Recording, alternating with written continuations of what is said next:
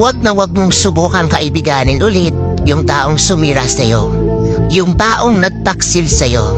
Yung taong nagsabi ng masama laban sa'yo, o yung mga taong para lang maging mabango sila sa iba.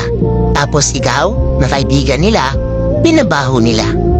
At madalas mangyari ito doon sa mga taong patas na lumalaban.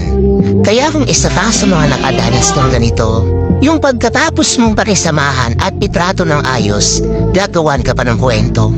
Huwag na huwag mo silang kakaibiganin ulit.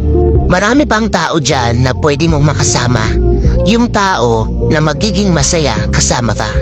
Yung mga tao na sasabayan ka sa tabumpay, hindi hihilahin pababa.